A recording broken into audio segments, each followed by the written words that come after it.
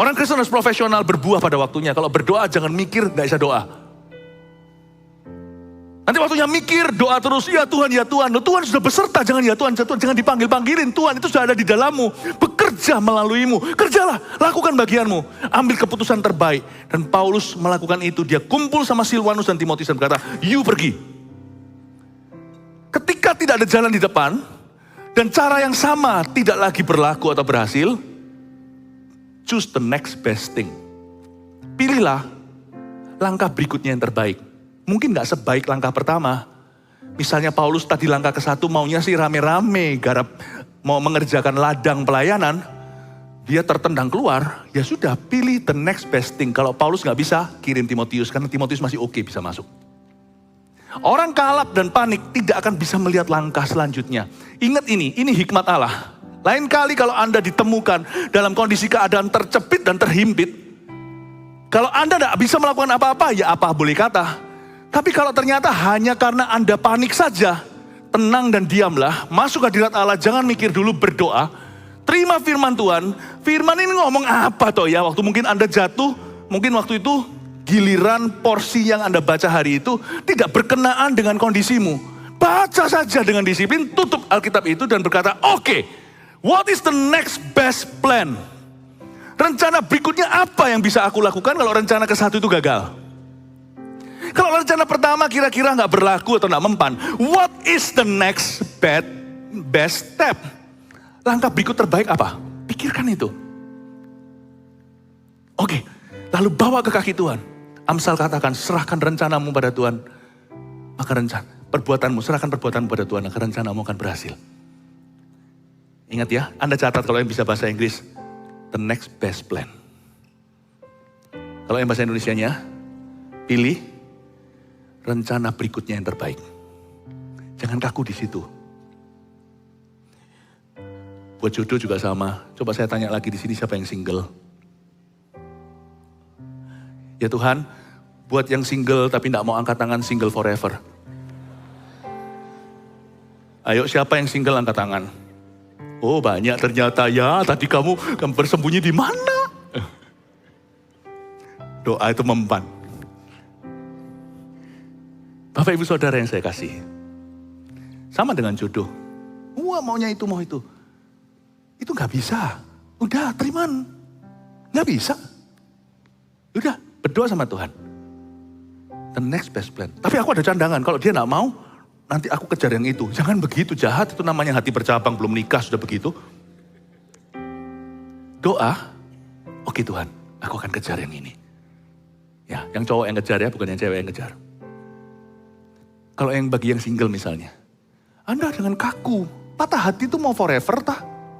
Mau selama-lamanya Anda kecewa, gigi jari kok begitu-gitu, nanti jadi Anda orang picik.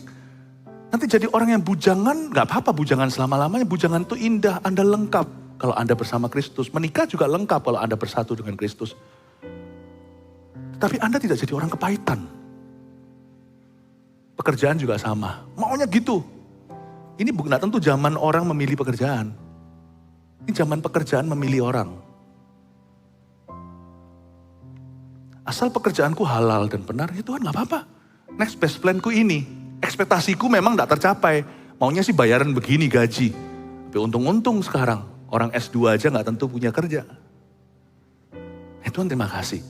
Always choose the next best plan. Jangan jadi orang yang kepahitan, kecewa, lalu berkata, mana ada Tuhan. Gak tentu keputusan itu turun dari sorga dalam bentuk malaikat turun, Gabriel berkata, kadang-kadang it's just one decision away. Ada satu keputusan yang harus Anda ambil. Kami gak tahan, kata Paulus, karena itu kami ambil keputusan. Dia gak mendahului Tuhan, dia bertanggung jawab atas pelayanannya. Choose the next best plan. Coba renungkan, apakah kira-kira rencana berikutnya yang terbaik dalam kehidupan Anda yang Anda belum buat. Dan kalau memang gak bisa berbuat apa-apa, tidak salahnya untuk berserah kepada Tuhan. Tetap bersyukur. Aku meskipun tetap jalan di tempat, gak apa-apa. Aku gak akan mundur. Kalau Anda gak bisa maju, jangan mundur. Berapa banyak orang Kristen mundur ketika di dalam tekanan. Anak-anak Tuhan yang meninggalkan jalan Tuhan karena dia berada dalam suatu kondisi yang tidak mengenakan. Dia terjepit, terhimpit, gak bisa berbuat apa-apa. Kalau Anda gak bisa berbuat apa-apa, ya jangan berbuat sesuatu. Murtad dari jalan Tuhan itu berbuat sesuatu. Mundur itu perbuatan. Meninggalkan jalan Tuhan itu adalah sebuah langkah komitmen. Untuk mundur itu gak mudah. Buktinya Anda mau mundur, berapa banyak anak-anak Tuhan yang beritahu jangan ya. Jangan please. Mungkin suaminya sendiri, mungkin istrinya. Ayo, papa harus berapi-api lagi bangkit. Untuk mundur itu Anda harus lawan arus. Don't be so committed. Jangan terlalu komitmen kalau mau meninggalkan Tuhan. Tapi komitmenlah pada Tuhan. Kalau Anda tidak bisa berbuat apa-apa, jangan berbuat apa-apa. Berserah. Saya nggak perlu mundur, saya nggak bisa maju, saya tahu. Maju kena, mundur kena, dan I will stay. Ku ingin tetap di sini, menikmati bait-Mu. Aku itu cocok kali. Ku ingin tetap di sini, dan memandang indah wajah-Mu. Wajah Tuhan indah dipandang, wajah kita waktu nyanyi itu mungkin gak indah dipandang. Lumer semuanya, air mata, air hidung semua. Kita hancur-hancuran, gak apa-apa, tapi tetap katakan, ku ingin tetap di sini. Mundur aku gak mau. Meskipun aku maju gak bisa. Menikmati bait-Mu. Ku ingin tetap di sini. Dan memandang indah wajah-Mu. Kalau datang ke gereja, berlumuran, bukan darah. Berlumuran darah kalau kita bawa ke hospital. Tapi kalau Anda berlumuran air mata datang ke sini, nggak usah peduli. Kalau di sini ada Samuel, seperti perjanjian lama yang nggak penuh Roh Kudus, nggak peka. Yang kira Anda gila, nggak waras, komat kami sendiri datang, nggak apa-apa. Datanglah kalau perlu ke sini, nggak usah sisiran. Nggak ada orang yang akan berani menghakimimu selama kami adalah gembalamu. Come here, pray. Dan berkata, Tuhan aku tidak bisa kemana-mana, minggu-mingguku sekarang terhimpit. Aku hanya bisa ke gereja, datanglah ke sini. Pray. Rumahku disebut rumah doa. Tidak bisa maju, tidak usah mundur. Temukan dirimu di dalam rumah Tuhan, satu hal yang kuinginkan. Diam di rumah Tuhan, seumur hidupku. Menyaksikan kemurahan Tuhan dan menikmati bait-Nya dan firman-Nya. Amin Bapak Ibu Saudara. Saya bisa pelajari, kelihatannya 1 Tesalonika hanya surat, tapi waktu saya baca, Paulus ini dalam masalah. Tapi kok bisa dia berkata, kami gak dapat tahan lagi, tapi gak apa-apa, kami ambil keputusan ini. Timotius, go. Ya. Harus aktif mencari solusi. Dan kalau solusi gak ada di depan, belakang pun gak bisa, jangan mundur. Carilah Tuhan, kalau solusinya sudah amblas. Amin. Anda diberkati Tuhan? Puji Tuhan. Kita lihat lagi ayat berikutnya. Ayat 4, sebab juga waktu kami bersama-sama dengan kamu, telah kami katakan kepada kamu, bahwa kita akan mengalami kesusahan. Dan hal itu seperti kamu tahu telah terjadi.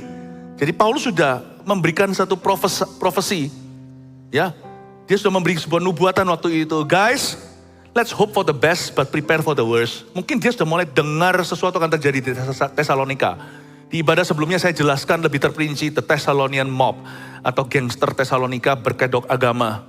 Paulus sudah tahu ini kan sesuatu terjadi selain dia peka. Mungkin Paulus itu kan punya banyak teman ya. Salah satu kejadian di Kisah Para Rasul itu teman yang memberitahu dia itu seorang perwira. Dia itu punya teman orang Italia. Paulus itu kan bisa berbagai bahasa, multilingual dia. Dan dia seorang ambasador tenan. Jadi dia itu punya teman bukan hanya Yahudi. Jadi dia bisa ngomong, bisa ngerti bahasa orang. Bisa ngerti kebudayaan orang, jadi dia punya banyak teman. Nah mungkin pada waktu itu dia ada beberapa teman udah beritahu intel-intelnya, ini sesuatu akan terjadi, kamu akan di kick out. Sebab juga waktu kami bersama dengan kamu kan sudah kami katakan pada kamu bahwa kita akan mengalami kesusahan. Orang Kristen harus gini mentalnya, udah harus siap. Jangan mau hidup 1 tahun lagi, bukan berarti boleh bunuh diri. Kalau Anda hidup, siapkan ke depan ini, akan ada masalah yang Anda hadapi. Nggak mau masalah, jangan hidup. Aku udah mau punya masalah. Hati-hati dengan doa itu. Langsung dut. Kalau dijawab sama Tuhan. Dut ya, bukan dut. Kalau dut itulah. Langsung putus nyawa kalau memang Tuhan jawab. Untung Tuhan tidak jawab semua doa. Tapi kalau kita jalan ke depan, prepare for the worst. Orang Kristen harus siap dengan sukacita. Sukacitaku tidak boleh tercuri. Sukacita kalau tergantung keadaan. Wah, roller coaster, up and down. Gak baik loh up and down itu. Apapun yang up and down gini akan merusak kerohanianmu. Belajar konsisten, joyful. Paulus menulis surat lagi di Filipi kalau Anda baca. Filipi pasal 4. Bersukacitalah, sekali lagi ku bersukacitalah. Itu dia tulis dari penjara. Luar biasa konsisten. Belajar untuk konsisten. Belajar konsisten. Dan orang Kristen harus konsisten punya joy dan prepare for the worst. Anda harus tahu di depan pasti ada problema. Siapkan dirimu. Hope for the best though. Mari kita tetap berharap yang terbaik. Jangan jadi orang yang pesimis. Pernah gak lihat orang yang tidak punya harapan sama Tuhan itu pesimis. Gak bisa, gak mau. Aduh, nanti kan ujungnya pasti mati. Kita semua pasti sakit. Jangan gitulah. Hidup jadi kelabu gara-gara begitu. Menurut saya nanti yang membunuhmu bukan penyakitmu. Yang membunuh Anda nanti bukan semua problema yang Anda takutkan. Yang membunuh Anda nanti adalah roh takutmu. Buat apa sih kita menderita di tangan kita sendiri? Sedangkan penderitaan itu sudah menjadi porsi yang pasti dalam hidup ini. Mari kita bersuka cita dalam Tuhan. Selama hati kita itu tetap joyful, punya sukacita kita jaga. Dan otak kita, hati kita itu dipenuhi dengan kalau kita itu menerapkan solution thinking atau berpikir solusi. Saya dengan berani mengantisipasi semua problema di depan, bukan nantang lo ya. Apapun masalah di depan, reservasi RSVP dulu. Seperti mau pergi ke pesta. Aku datang, 2 peks 2 orang. Udah beritahu dulu, apapun masalah di depan itu, aku sudah punya solusinya. No, bukan aku. Tuhanku sudah punya solusinya. Ayo datang hadapi setiap hari bangun tidur. Ku terus mandi, sebelumnya doa dulu dan berkata, I'm ready. Makanya saya berbahasa roh, berbahasa lidah tiap pagi. Karena bagi saya itu upload dalam spirit saya semua solusi sebelum masalah itu menerpa saya. Sebelum satu problema menerjangku, spiritku sudah diisi dengan kuasanya. Saya yakin semua masalah yang saya hadapi, saya jamin bulan depan I will have a problem, you will have a problem too. Jangankan bulan depan, bisa-bisa minggu depan. Bisa-bisa sekarang juga orang-orang punya masalah, tapi ini yang disebut blessed assurance, ini yang disebut kepastian yang diberkati. Ini yang disebut jaminan iman, jaminan Tuhan. Ini yang disebut kesaksian rohani, bahwa apapun masalah yang ku hadapi, Tuhan sudah berikan kepada aku semua solusinya, semua akan indah, tepat pada waktunya. Oh haleluya. Itu iman. Makanya Paulus bilang gini, sebab juga waktu kami bersama dengan kamu telah kami katakan pada kamu bahwa kita akan mengalami kesusahan. Lalu ayat 5, itulah sebabnya maka aku karena tidak dapat tahan lagi. Paulus gak dapat tahan lagi, jadi ternyata Paulus pun punya batas kekuatan, dia gak tahan. Maka aku karena tidak dapat tahan lagi telah mengirim dia, yaitu Timotius, supaya aku tahu tentang imanmu. Karena aku khawatir kalau kamu telah dicobai oleh si penggoda. Ini kan praduga tak bersalah, tapi Paulus punya hak khawatir dong. Mama kalau lihat di luar sana udaranya lagi panas, hujan panas. Kita kan juga memberi anak kita vitamin bukan karena kita gak beriman. Karena kalau berubah-ubah cuaca nanti dia flu gimana? Apalagi kalau nanti cuacanya cuaca bukan di Indonesia yang kondusif, tapi cuacanya yang ada dingin sekali, panas sekali. Kan gak ada salahnya mama itu khawatir anakku gimana ya, kehujanan enggak. Jadi Paulus itu gak tahan ayat 5, itulah sebabnya maka aku karena tidak dapat tahan lagi telah mengirim dia supaya aku tahu tentang imanmu. Karena aku khawatir kalau kamu telah dicobai oleh si penggoda dan kalau usaha kami menjadi sia-sia. Berhenti di sana. Kadang-kadang kita muluk-muluk memikirkan tentang seorang rasul. Kita kira bahwa Paulus selalu mendengar audible suara Allah. Paulus itu sama gak taunya sama kita. Makanya Alkitab mengajarkan dalam surat tulisannya sendiri di Roma, kita harus hidup oleh iman. Paulus tidak kecuali. Ada instances, ada kejadian-kejadian di mana Tuhan mampir ketemu sama dia, misalnya di kota tertentu, Tuhan beritahu, kamu jangan takut beritakan Injil, aku punya banyak pengikut di kota ini. Ketika dia dalam kapal karam, itu kan bahayanya nyata. Paulus mendapatkan visitasi, seorang angel, seorang malaikat datang kepadanya. Tapi tidak selalu begitu. Tidak setiap hari. Sebagian besar isinya adalah beriman. Paulus pun bisa khawatir seperti kita. Dia tidak maha tahu. Yang maha tahu hanya Tuhan. Dia nggak tahu jemaat Tesalonika ini sekarang ini gimana kondisinya. Setelah dia terpisah 3 pekan saja di sana. Gimana? Mungkin bukan 3 pekan itu 3 sabat. Nggak tentu 3 minggu itu bisa jadi 2 minggu. 2 minggu lebih tapi lewati 3 kali hari Sabtu. Paulus khawatir kalian gimana, karena dia tahu dia banyak musuh. Banyak musuh di Tesalonika, banyak musuh dari Tesalonika yang kejar dia di kota-kota. Dan ini orang-orang toksik sekali. Di pasal sebelumnya tadi saya jelaskan di kebaktian sebelum ini. Saya jelaskan fitnah apa aja yang dilemparkan terhadap Paulus dengan harapan kalau gembalanya bisa diputus hubungan dengan dombanya salah paham, dombanya bisa jadi mangsa yang empuk bagi musuh. Jadi mereka tuh lempari fitnah kepada domba-domba Paulus, yaitu domba-domba Yesus lewat pelayanannya, dilempari fitnah tentang Paulus.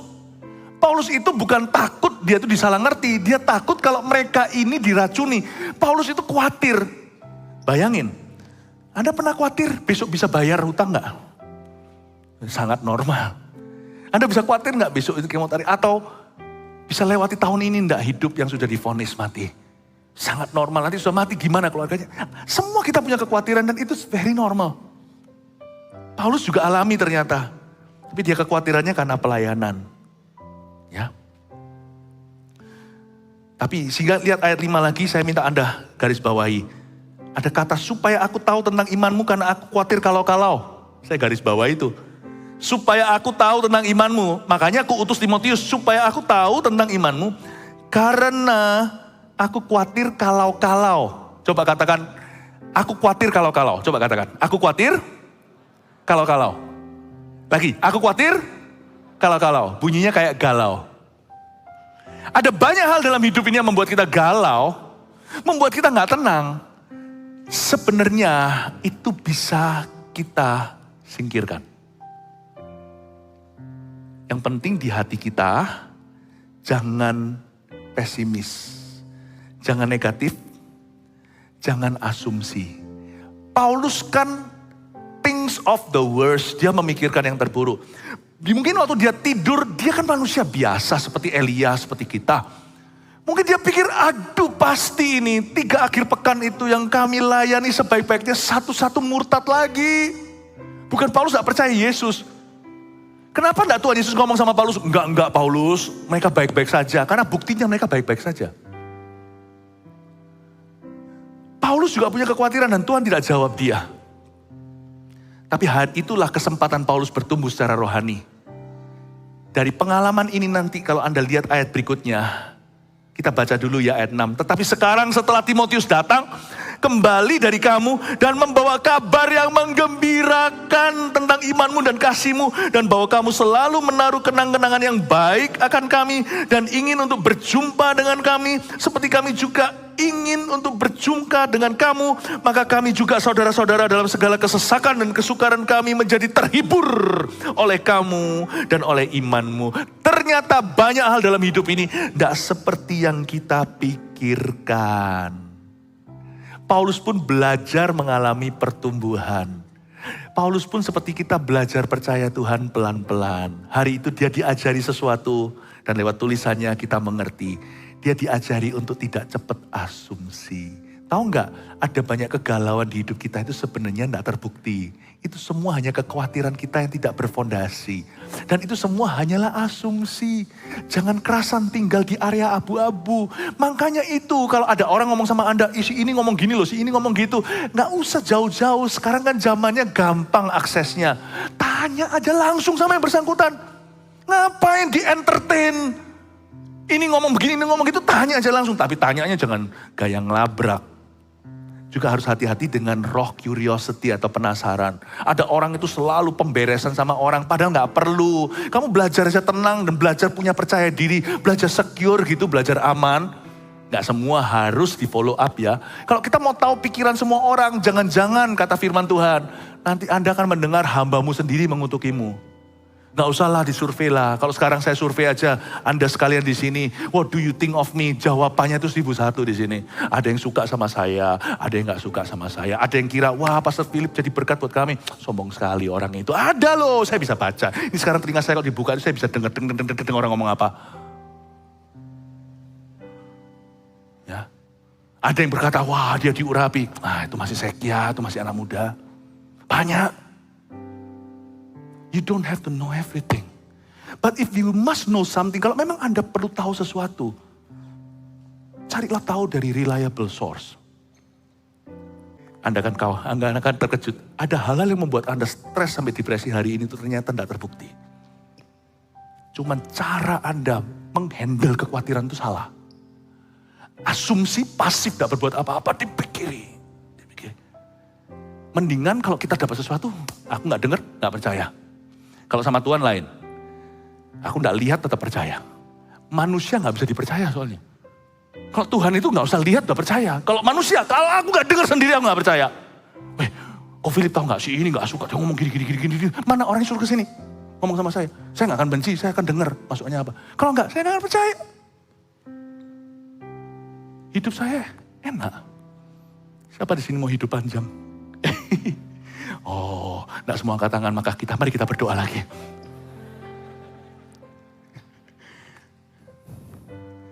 Udah gak usah dipikiri. Saya khawatir kalau-kalau itu loh, apa sih? Supaya aku tahu tentang imanmu karena aku khawatir kalau-kalau. Kalau aku khawatir kalau-kalau. Hapuskan itu dari hidupmu. Jangan asumsi. Dan jangan curious. Jangan jatuh dalam curiosity. Banyak hal tidak seperti yang kau pikirkan dalam hidup ini. Malah justru yang harus kau khawatirkan tidak Anda khawatirkan. Yang tidak perlu dikhawatirkan, dikhawatiri tiap hari. Gimana bisa happy? Saya lebih khawatir hari ini keselamatan orang lain sih terus terang. Kita bisa dilupakan baik buruknya. Orang lain itu akan masuk neraka selama-lamanya. Itu menurut saya yang perlu dikhawatirkan sih menurut saya. Makanya kita adakan CK-Fund. I think it's more important. Amin Bapak Ibu Saudara. Ya, ada orang yang begitu ingin mengimpress orang lain. Supaya orang lain itu merasa ngagumi dia. Aduh, hidupmu kau buang banyak susah demi itu. Buat apalah, gak usah. Nikmati aja sedikit yang kau miliki atau banyak. Dan lakukan apa yang berguna secara kekal buat hidup orang lain. Please, jemaat, kalau Anda mau happy itu satu-satunya cara. Karena hidup ini semakin hari semakin keruh. Dan kekeruhan itu bukan hanya di dunia. Dimulai dari hati orang yang tidak pasti. Tapi satu hal yang pasti, Yesus. Makanya saya tidak mau meninggalkan Yesus. Satu-satunya kepastian di hidup kita itu hanya Tuhan. Only Him.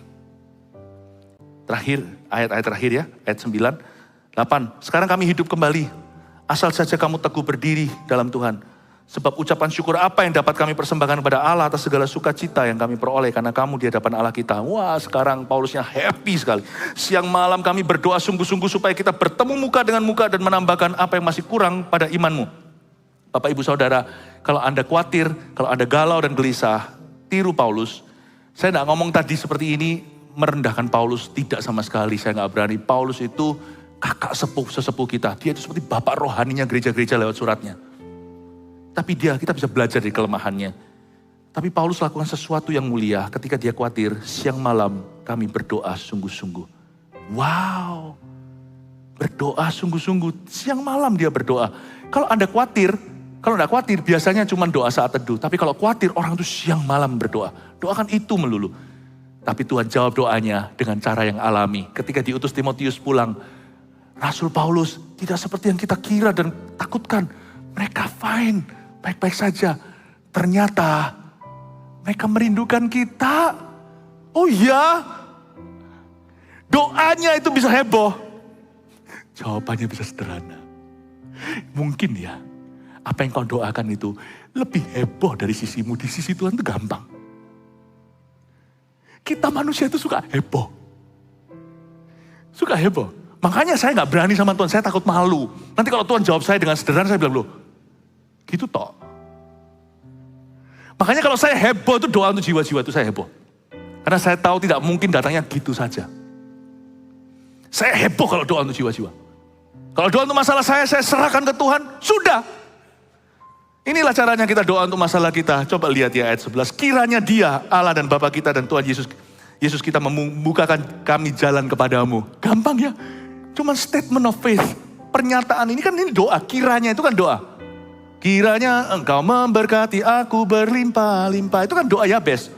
Kiranya Lalu lihat ayat 12 dimulai lagi dengan kata, dan kiranya Tuhan menjadikan kamu bertambah-tambah dan berkelimpahan dalam kasih seorang terhadap yang lain dan terhadap semua orang sama seperti kami juga mengasihi kamu. Paulus kan khawatir mereka nanti berantem kayak toksik kan, musuh-musuhnya racuni.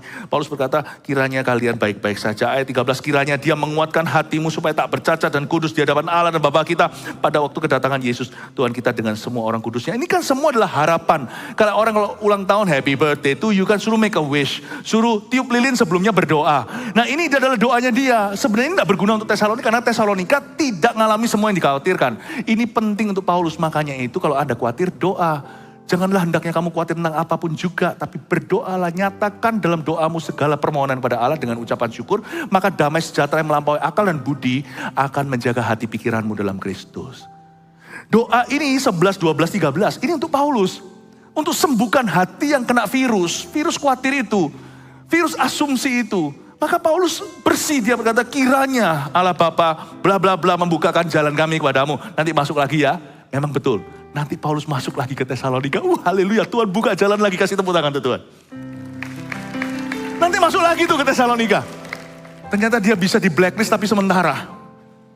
Lalu dia berkata lagi, kiranya Tuhan menjadikan kamu bertambah-tambah. Lalu kiranya dia menguatkan hatimu supaya kalian fine-fine saja, tidak berantem satu dengan yang lainnya. Sembuh sudah. Setelah itu dia masuk ke pasal 4 bicara tentang hal-hal lain.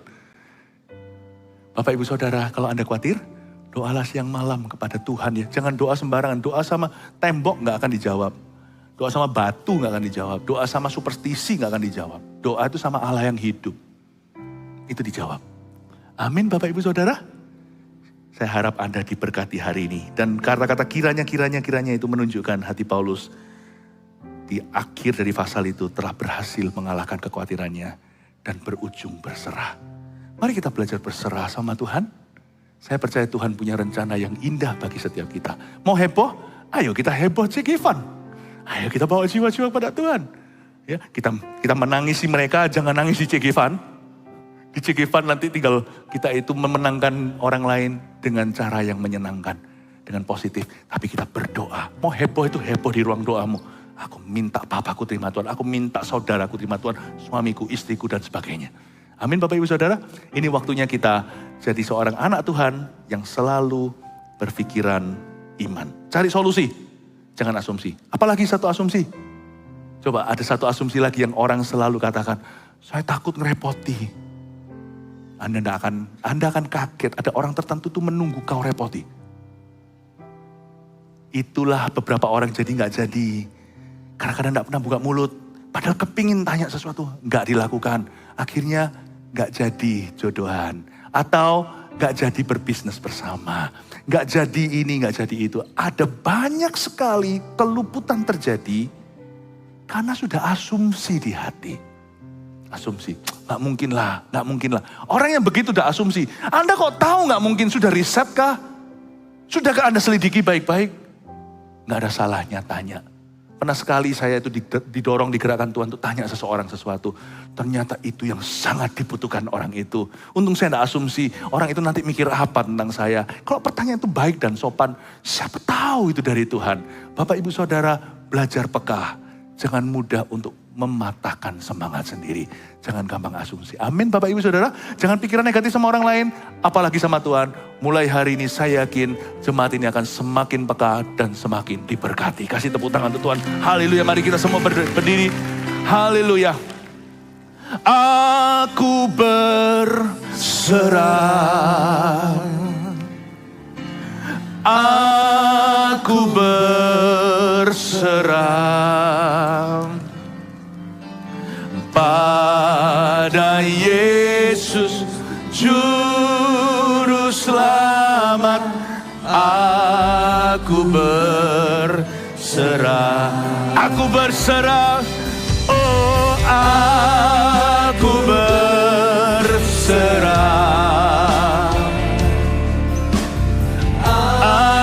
Aku berserah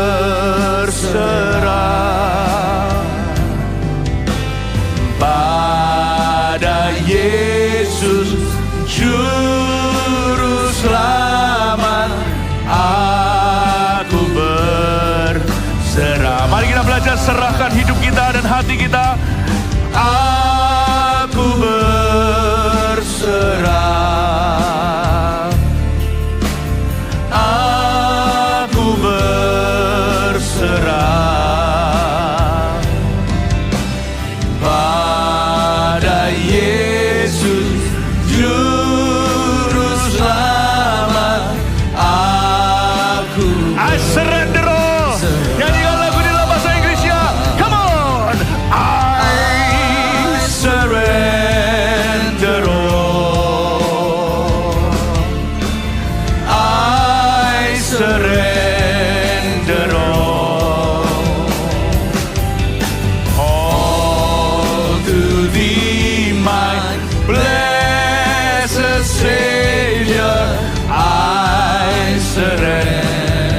surrender all.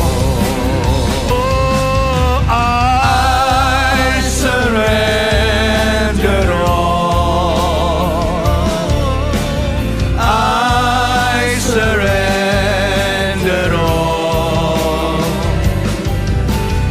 All to Thee, my blessed Savior. I surrender all. All to Thee, my blessed Savior.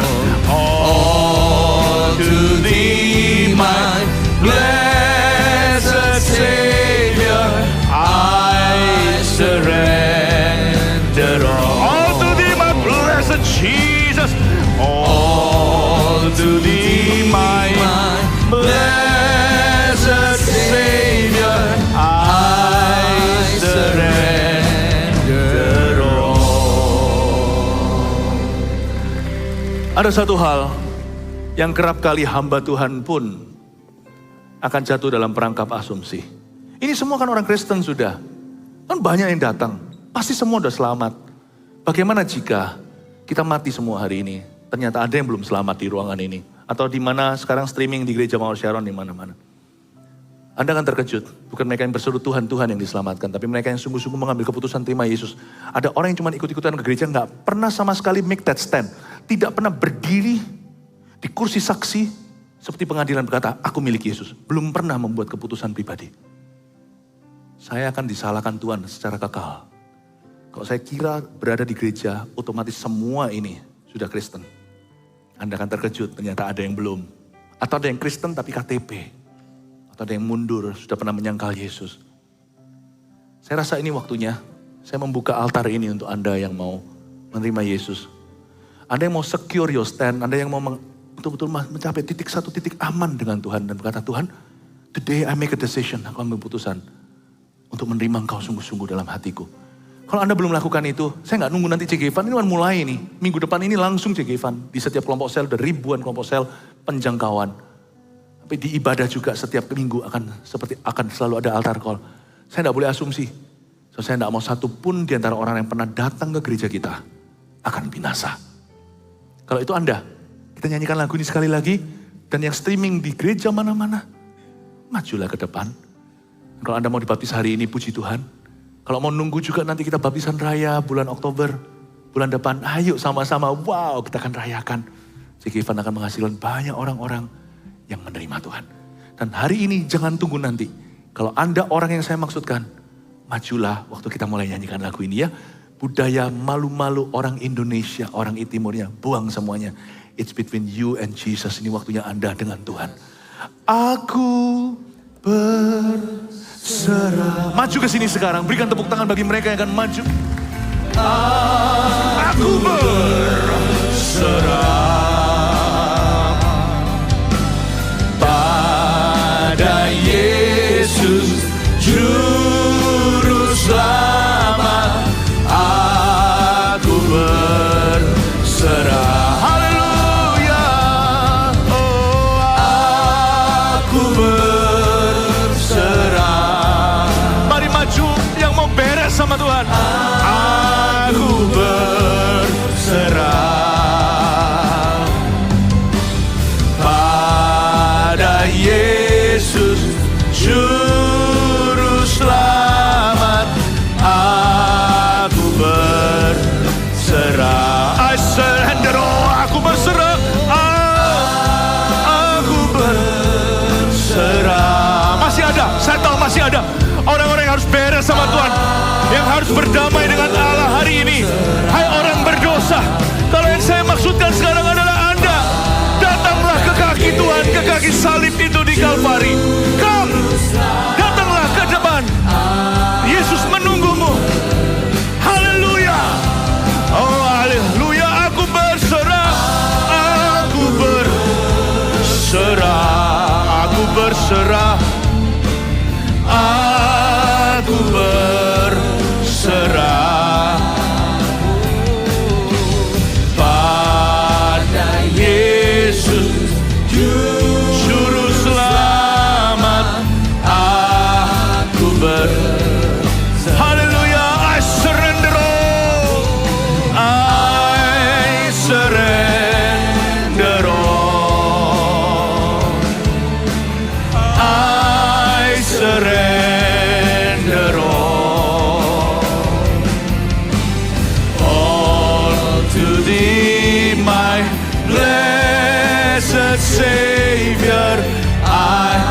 semua berdoa di dalam bahasa roh. Kita berkati setiap orang yang maju gereja karismatik.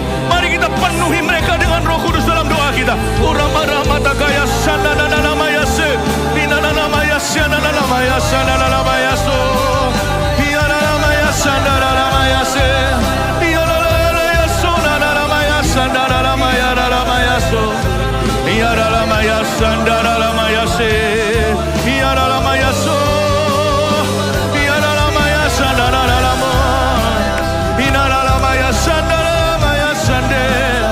Setiap jiwa berharga. Hari ini orang-orang yang menerima Tuhan untuk kembali ke jalannya. Mari kita doakan dengan Roh Kudus dicurahkan seluruh gereja kita di mana-mana. Tuhan melawat jiwa-jiwa. Cikifan telah dimulai dalam kuasa. In power dalam kuasa telah dimulai.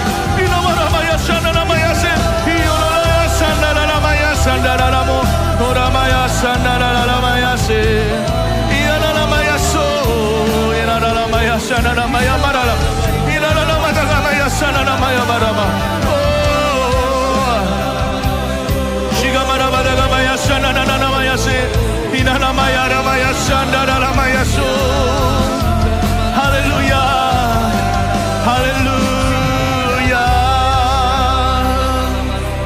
haleluya. Yang di depan ikut nyanyikan, aku berserah. Oh, sama-sama katakan, aku berserah. Terimalah Yesus. Aku berserah. Jangan asumsi sama Tuhan Yesus. Dia mengasihimu, dia tidak marah sama dirimu. Pada Yesus, Juru Selamat, aku tetap berdoa. Inilah solusi dosa dan maut. Menerima Yesus sebagai Tuhan dan Juru Selamat. Aku berserah. Aku berserah pada Yesus, Juru Selamat aku. Yang di depan ikuti saya berdoa. Katakan, Tuhan Yesus. Semua jemaat mengikuti untuk membantu mereka. Tuhan Yesus. Tuhan Yesus. Aku mau terima Tuhan.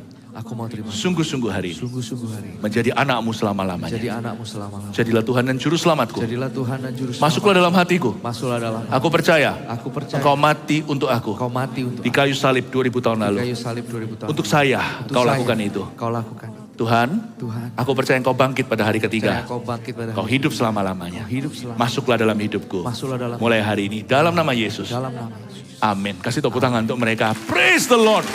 Selamat datang dalam kerajaan Tuhan. Haleluya. Berikan tepuk tangan lebih meriah untuk mereka semua, termasuk yang di gereja-gereja kita di mana-mana. Praise the Lord, puji Tuhan. Haleluya.